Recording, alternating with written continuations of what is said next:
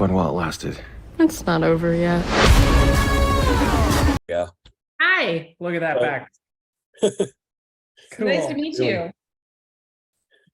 It's an honor to talk to you guys about Wrath of Becky. I watched it over the weekend, and what I'm about to say, I'm not lying right now. I think this is my favorite film of the year so far. Go, Albert. I mean, I absolutely love the first one, and but this one was like way better. Like the whole, I just thought it was way better than the first movie. That's very sweet. Thank you. Glad you enjoyed it. Yeah. So my first question is, how did you guys come up with this sequel that I don't think anyone expected? Because how did it all come about? Well, let's see. Okay, so the producer. It's the fan following from the first film. Like it's the fan base, the producers. Prior to us ever being involved, the producers were like, we got to do a sequel to this movie because the fans are. People love the first one so much.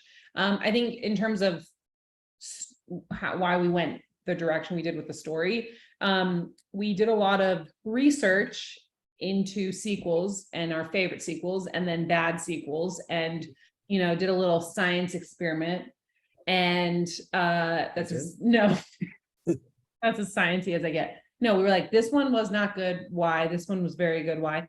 And it's same but different. So you want the same grumpy Becky, but in a whole new world, essentially. Yeah, it's introducing. I always say it's like introducing a new version of a familiar character. Yeah, right. Same, but different. And yeah, that. Yeah. And 13 years old to 16 years old, we were just saying it feels like 20 years old to 30 years old. Yeah. It's a very significant time in someone's life when you change so drastically in such a short period of time. So it was very important for us to like reset, re-meet Becky. We were very passionate about not calling this Becky 2, The Wrath of Becky, because we wanted to be able to, we knew the fans would come out and see it. We also wanted to invite a new audience into the world of Becky because she deserves that. Like she's an awesome character. Through a lot. Oh, of course. And once again, Lulu Wilson, I think she outdid herself with this one. She's unbelievable. She's She did like unbelievable. all She's of a it, movie star. all the stunts, everything. We had a great stunt team, and they always let her like do what she wanted to do and try stuff. Yeah, it was safely, obviously. Yeah. No, it was such an incredible experience. But I think it was really about people wanted to see this character. We had the honor of being asked to come on board and continue the story that Nick Morris and Carrie and John had set up. And we knew we wanted to do something fresh with it, but give the fans of the original something they would hopefully be satisfied with, hopefully will be satisfied with. And then in terms of like, you look at the villain and you go, okay, how do we do, what's a natural villain in this franchise that she would go face? What's a modern day ripped from the headlines neo-Nazi that doesn't have to have a swastika? Right. Sean William Scott, obviously. Yeah. Like, well, there's a lot going on in the headlines right now. Yeah. And we spent some time on the message boards, and that was all we had to do. It took about 40 minutes for us to go, yeah, those are our villains. That's them. Yeah, I gotta say, I mean, I'm glad that Sean William Scott is breaking away from his, everyone. I think he's always going to be known as Stifler, but as of late, he's really got kind of on his own and did a lot of different things. Like Bloodline, where he played a serial killer, was like definitely one of his breakouts against type. And this one, he just really amps it up again. And he's not over the top. That's the best thing about it. He wasn't so over the top. He was more calm and collected. Yes. Very calculated. Like Yeah. he's very plays it from such an intellectual point, like perspective, which is something we just really responded to and thought was so strong as a choice for this character. And of course, Matt, you were one of the guys, one of the bad guys too, but you were the more like level-headed one. Like you didn't know everything that's going on, and you were the scaredy cat of the group in a way. Yeah. Well, it's funny. This is a very low budget movie. It was very ambitious to try and pull off what we did. And we had to, from the original script, keep cutting back characters. And the character that I played, Sean, was the next character to go. And Suzanne and I were very adamant that you could not cut that character, because within that group, you needed to have the voice that kind of turns them against each other and create conflict in the midst of Becky on the outside creating conflict. Mhm. And so it was like, well, we can't afford the character. And it was like, well, I'll do it. It was like, we need to do whatever we can do to maintain. And I'm an actor, I started as an actor, but it was like very important to us that we did what we had to maintain Sean's character, not Sean William Scott's character, Sean. Yeah, in it was your character. Yeah, your Uh, character, Sean. so that we could, it just was important to the story. It was too important to Yeah. the story. And what I really liked about this was that when Becky has the mindset to kill someone, we get to see that mindset first, but then we get to see the reality of things. And I think that's a great juxtaposition. Cool. Awesome. Yay. Good. I'm glad you like that. And of course, Courtney Gaines was great. I mean, he's also in a way level-headed. And I got to talk to him a few years ago. He's like the nicest guy on the face of the earth. Sweetest. He also, that song he plays, Yeah. he wrote that. He wrote the music and Matt wrote the lyrics.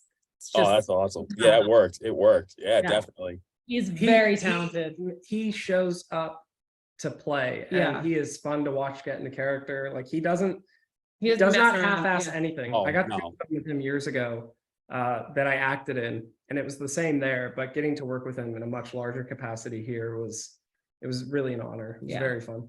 Yeah, I was telling some people about like some of my close friends are like, I saw this movie, Wrath of Becky. I'm like, she went John Wick on everyone. You know, Yeah. that's what it was. It's her going John Wick. Instead Yeah. of killing the dog, they kidnap the dog, but they kill someone close to her. So that's, you know, that's what it reminded me of. But it's like a brutal John Wick. Like, you know, John Wick does his thing, but Becky does her own style, and that's just She's like dirty with it, which is why I Yeah. love her. Like, don't mess with a 16-year-old girl. Like, just don't ever do it. Well, it's important to us too that like John Wick is the greatest action hero with a gun I've ever seen. But Becky's like, we got to keep Becky away from guns, right? Like They're it's not boring. like, They're that's why I boring. love that line where she goes, Yeah. you know, guns just bore the hell out of me. Yeah. Yeah, that's what I love. Like, you know, those differentiations. So. right, exactly. And the kill scenes are great in this. I mean, just the way that everything was done. I mean, I love the use of both practical and a little bit of the visual effects when needed. But Thank you, holy yeah. crap. I mean, and I love the whole, and even those who like the original, they're going to see that, they'll eventually see that connection between both movies. Cool. And Yeah, that was so- important to us. Yeah. Yeah, so I know, I know fans are going to love it. If they loved the first Becky, they're going to love this one, hands down. Yay. Thank you. Fans are everything. Yeah. And so were there any, besides cutting the characters back, were there any other difficulties you faced during production at all, or it was just went? Just honestly, just the lightning in New Jersey. Well, Like, I mean, weather. look, it's a low budget movie, and you have a minor in the lead role. You have a dog. You have stunts, blood. guns, blood. So practical, and then New Jersey unpredictable weather in May, which was like you get shut down if there's lightning within like a 5-mile radius, or I don't know what the rule is, but so Yeah. yeah, I mean, 5 we miles, shot yeah. that movie. We shot this movie in 18 days, and it was no easy task. Like No, you know, and it was hard. It was Yeah. hard, but it was also only achievable because of the team we had. Yeah, Incredible. Sorry, I'm gonna let you finish. I'm Sorry. I keep trying to say it. I'm excited to say what I'm gonna say. gonna finish. Okay. Incredible producers who supported us through everything. They're the best. An incredible DP in Julia Swain, who could enhance our vision and make what we had look like so much more. A group of actors that showed up and knew that they were going to like have to get down and dirty to make this stuff work. It was just like, and then every department, we were like a little family. We were a crew of 25 or 30 people. Like it was hard. Yeah, it was very hard. There were a lot of challenges, but it was also the most fun we've had. So much fun. You Okay. ready? Yeah, Okay. no, I'm ready to say. Here she goes. No, okay. I say this often because I had a we were doing press for South by, and it came to me like it very much felt like we were shooting a play, in so much as you get one chance to do this blood gag at 3 o'clock in the morning. We're 2 hours behind, and that's it. That's all you get, because we can't afford anything. Definitely can't afford to do it again. Don't have the time to wipe the blood off and And reset there's a makeup. storm coming. There's a storm coming, so you better do it right. And I mean, like what Matt said, it just, everyone showed up to play, and that's why people are enjoying it. We do have people who attribute newly found gray hairs to this production, but Yeah. I take pride in that. Yeah, I actually just found one yesterday. Well, I got a whole bunch over here, so we're good. Good. We're all in the club now. Yep. Okay, So I gotta say this, it's open-ended, and I'm gonna say this right now, and I hope you guys are involved in it again. I hope there's gonna be a third one. Because I think this needs to be a Yeah. trilogy. Quite frankly, this has to be a trilogy. The Okay. spec- the Did you spec- hear that? Did you hear that, people? Yeah, we have a lot of ideas, things that we're very excited to explore, and I'll keep saying this. There are a lot of hints in the second film that are very specific to where we would take things and what that would look like, and so it'll be fun to see if people start. Yeah.